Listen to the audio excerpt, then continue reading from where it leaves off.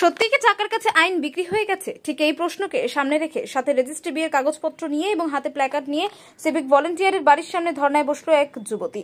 আইনতভাবে বিয়ে করার পরও সংসার করার প্রতিশ্রুতি দিয়ে কেন আমার জীবনটা নষ্ট করে দেওয়া হলো, আমি এর বিচার চাই। সাত সকালে এমনই দাবি নিয়ে প্ল্যাকার্ড হাতে ধর্নায় বসলো এক যুবতী। নদিয়া শান্তিপুর বেলঘরিয়া খাপড়ারডাঙ্গা এলাকার ঘটনা।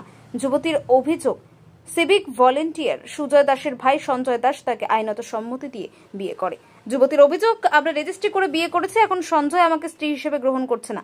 আমার কি জীবনের কোনো মূল্য নেই? আমি কোথায় যাব? আমাকে যদি সংসার না করতে দেয় তাহলে আমি এইভাবে ধর্নায় বসে থাকবো। সাত সকালে যুবতীর এই পরিণতি দেখে ভিড় জমাতে শুরু করে স্থানীয় মানুষ। মুখে মুখে ছড়িয়ে পড়ে থাকে গুঞ্জন। ঘটনাস্থলে পৌঁছায় শান্তিপুর থানার পুলিশ। এরপর পরিস্থিতি নিয়ন্ত্রণ করার চেষ্টা করে।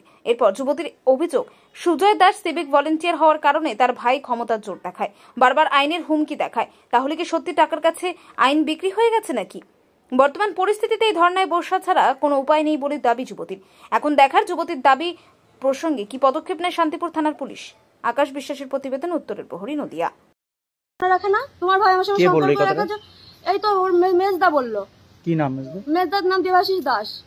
আর বদ্দা বলছে তুই এখান থেকে চলে যা, তোর হচ্ছে গা এখানে কোনো কথা হবে না। কেন? তোমরা আমার সঙ্গে অন্যায় করেছো, তোমরা আমাকে মেরেছো, ধরেছো, কেন, কিসের জন্য? আমি তো তোমাদেরকে কোনো অন্যায় করিনি, তোমরা আমাকে অসহায় বানিয়েছো, মেরে। কেন অসহায় বানিয়েছো? তোমার ভাই কেন বিয়ে করলো? এরা কি এসেছিলেন বাড়িতে? হ্যাঁ এসেছিলাম, আমাকে নিয়ে এসেছিল বিয়ে করে। তারপরে কি হলো? তারপরে আমাকে সারাদিন ধরে ঘরে রেখে দিয়েছিল আটকে, আমাকে বেরোতে দেয়নি।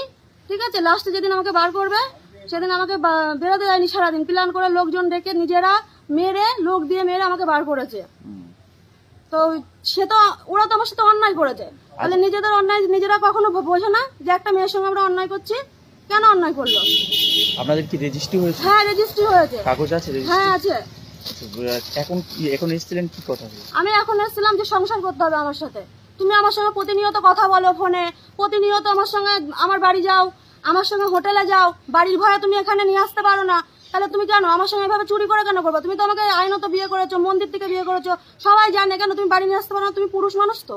কি তারপরে কি বললো? বলছে যে না আমি হচ্ছে গা ভাইয়ের সঙ্গে কথা বলতে দেবো না। আর ওর সঙ্গে আমি রাস্তায় কথা বলতে গেলাম, ওই যে বললো যে হচ্ছে চলে যা তুই এখান থেকে, বললো না যে যা বাড়ি, বা আমার ছিলে না তাই বললো। বললো আমার ছিলে না তাই বললো। এবার আমি ওর কি করবো? আমি তো অসহায় না। এবার আইন আমি চাই, আইন আমার। ব্যুরো রিপোর্ট, উত্তরের প্রহরী।